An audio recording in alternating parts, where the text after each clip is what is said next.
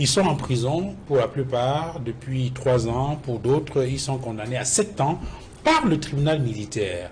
Or, il y a un certain nombre d'organisations de défense des droits de l'homme, comme le REDAC, comme Un Monde Avenir sur le plan national, ou encore Human Rights Watch à l'international, qui, en documentant tout ce qui s'est passé ce 22 septembre, estiment qu'ils n'ont rien à faire en prison. D'ailleurs, il y a le groupe du travail des Nations Unies contre les détentions arbitraires qui a fait une déclaration indiquant que ces otages politiques, pour reprendre l'expression de Pierre-Emmanuel Bignam, doivent être immédiatement libérés.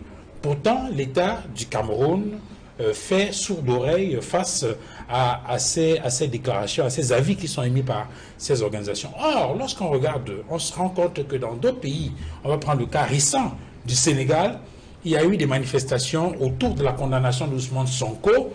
Il y a des personnes, par centaines, qui ont été arrêtées, pour la plupart des jeunes, qui ont été jugés et qui ont été libérés parce qu'on a estimé qu'ils n'avaient rien fait qui soit risqué pour l'État, pour la nation. Est-ce qu'aujourd'hui, au-delà peut-être des casquettes politiques, des appartenances à des chapelles politiques, est-ce que sur le plan humain, il n'est pas bon qu'on regarde cette situation de façon beaucoup plus froide et que tous ces gars, tous ces hommes, ces femmes qui sont en prison et qui ont décidé tout simplement de marcher de façon pacifique retrouvent tout simplement leur liberté, peut-être pour décrisper un tout petit peu l'atmosphère politique dans notre pays? Voilà, je vais répondre à votre question. J'espère que vous allez me donner vraiment du temps pour... Mais je voudrais dire 2 choses avant de passer. La première chose est que sur le décompte c'est par rapport au sujet précédent, le nombre de fonctionnaires, parce qu'il a fait un inventaire tout à l'heure où on paye 500 000 ici, 400 000 là-bas, et ce n'est pas faux. Je vous fais simplement remarquer que une des récriminations de nos partenaires internationaux sur la fonction publique camerounaise, c'est de dire qu'elle est pléthorique. C'est-à-dire qu'on a 340 000 fonctionnaires, par exemple, là où un pays comme la Côte d'Ivoire en a 200 000.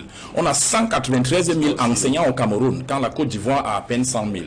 Le gouvernement avait émis une réflexion allant dans le sens de dire, OK, sur un certain nombre d'années, on va diminuer le nombre de fonctionnaires peut-être pour accroître les salaires. Bon, jusqu'aujourd'hui, peut-être on ne sait pas si cette politique est toujours d'actualité. Donc, il y a déjà un petit souci à ce niveau. Maintenant, un deuxième point concernant Eric. J'ai trouvé Eric un peu excessif tout à l'heure quand il parle du Cameroun. Bon, c'est vrai, les propos ne venaient pas de lui, l'État qui serait ici ou ça, ou alors de l'école normale où on entre par césarienne et on sort, je ne sais trop comment. Quand vous suivez le prof Méfiré parler sur ce tableau et que vous m'écoutez ou vous écoutez d'autres enseignants, est-ce que vous avez vraiment le sentiment que nous sommes entrés par césarienne? Je ne pense pas. Je trouve que Eric, c'est vrai, il dit un élément qu'on connaît tous dans notre société, mais je le trouve un peu excessif. Bon, pour revenir à la question sur le MRC, je voulais dire que en réalité, il n'y a pas de prisonniers politiques au Cameroun. Il n'y en a pas. Il y a plutôt les otages politiques. Il n'y a ni prisonniers politiques ni otages politiques au Cameroun. Je commence par votre fin. Vous avez pris l'exemple du Sénégal tout à l'heure où vous dites il y a eu des jeunes qu'on a arrêtés et lors des manifestations pro-Sonko qui ont été jugés et qui ont été libérés. Je demande cette information, je vous dis de rentrer dans votre téléphone. Vous allez vous rendre compte qu'au moment où nous parlons, il y a des centaines de jeunes Sénégalais qui sont aux arrêts pour avoir bravé l'autorité de l'État. Au moment où nous parlons, et ceux qui nous écoutent à la maison peuvent vérifier. Donc déjà, cette information ne passe sur pas. L'affaire Sonko. Maintenant, oui, je vais sur l'affaire Sonko. Allez vérifier. Et même depuis... Jamais. Que les gens qui nous écoutent vérifient. Et même depuis, c'est depuis 2021, parce que l'affaire Sonko n'est pas récente. Elle date de 2021. Allez vous renseigner. L'information n'est pas vraie. Maintenant, sur le MRC, les détenus du MRC, je voudrais d'abord dire que je partage, à titre personnel, je partage leurs peines, je partage les peines des familles, je partage les peines de leurs proches qui auraient aimé être avec les leurs, surtout en cette période difficile que nous sommes en train de vivre. Ça, c'est à titre personnel. Mais quand j'ai fini de le dire, je reviens dire que le principal responsable de l'incarcération de ces citoyens, c'est le président du MRC, le président Maurice Kamto. Pourquoi? Souvenez-vous que nous sommes le 11 septembre 2022. Non, ça devait être en août. Le président du MRC sort, il fait un ultimatum au gouvernement et l'élection qui est projetée, c'est l'élection régionale. Le président du MRC dit, si le gouvernement essaye, c'est-à-dire que c'est un ultimatum, de convoquer le corps électoral, il va lancer une série de manifestations qui n'auront pour fin que la chute du régime. comme pour accompagner ses propos. Vous avez cité un... C'est exactement ce qu'il a dit. Je le paraphrase. J'arrive, je vous vois venir.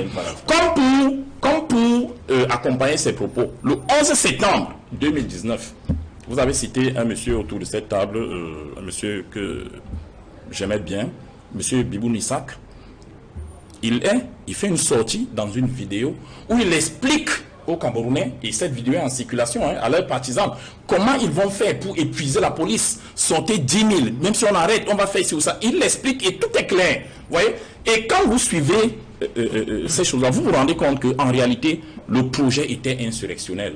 Le projet était insurrectionnel. Prenez le code pénal, article 116, vous prenez article 157, vous allez vous rendre compte que ils ont facilité les attroupements, ils ont voulu encourager la rébellion généralisée et on ne pouvait ne pas les juger de cette manière-là. Maintenant, les gens vont nous dire, ah oui, si c'était ça, pourquoi les peines ont été plus faibles que les peines prévues par la loi? Parce que certains disent emprisonnement à vie, certains disent condamnation de 10 à 20 ans et qu'on en a donné 7, on en a donné 3. On peut vous dire qu'à un moment donné, le juge a fait preuve de son intime conviction. Le juge a examiner la situation et s'est dit, face au délit qui est en train d'être commis, voilà là où je m'arrête. Mais l'argument de vouloir nous dire que ils sont en prison pour rien, à mon avis, c'est un argument fallacieux. Et quand nous ne convoque pas les avis du groupe de travail, une fois sur ce plateau, j'ai eu l'occasion de dire à un des camarades de Pierre-Emmanuel Bignam que on a beaucoup de respect pour le groupe de travail, mais tout le monde sait que le groupe de travail des Nations Unies rend des avis consultatifs. La preuve, jusqu'à ce jour, on ne peut pas vous citer un pays dans le monde ayant respecté un de ces avis. Par contre, on peut vous citer des milliers ayant refusé.